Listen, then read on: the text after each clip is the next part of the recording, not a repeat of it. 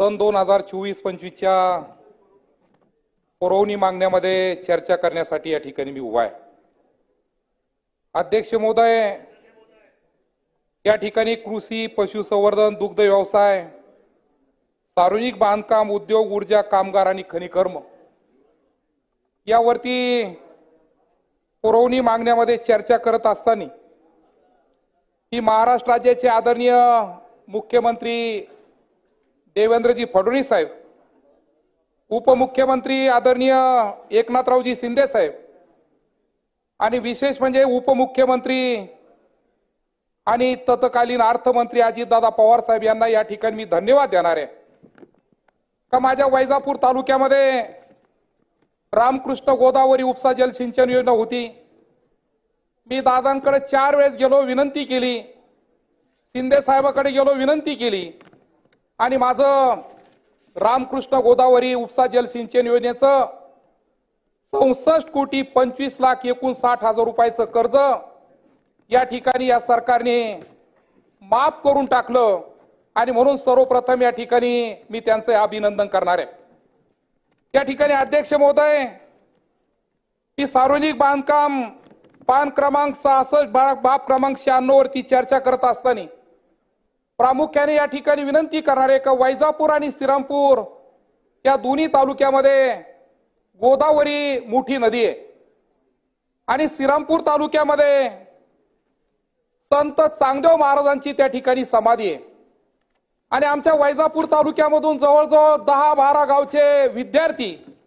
पुंतांबा या ठिकाणी शिक्षण घेण्यासाठी जातात आणि म्हणून या ठिकाणी मी आपल्या मार्फत विनंती करणार आहे का गोदावरी नदीवरती बापतारा आणि पुंतांबा जोडणारा एक रस्ता जर तयार झाला,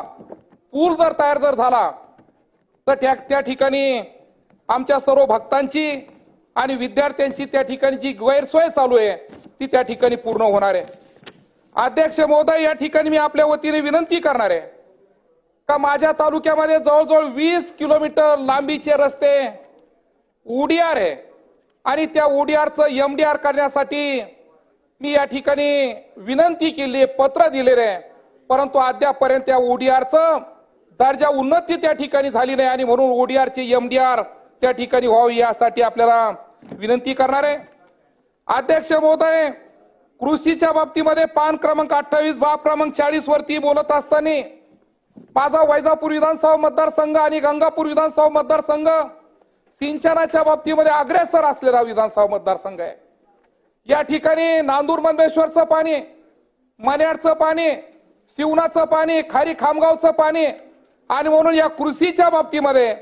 तालुका पातळीवरती वैजापूर शहरामध्ये एक अद्ययावत कृषी भवन त्या ठिकाणी सुरू करावं अशा पद्धतीने मी आपल्याला विनंती करणार आहे। अध्यक्ष महोदय, या ठिकाणी मी कालही बोललो, कांद्याचे भाव पडले आणि म्हणून जो कांदा 5,000-6,000 विकला जात होता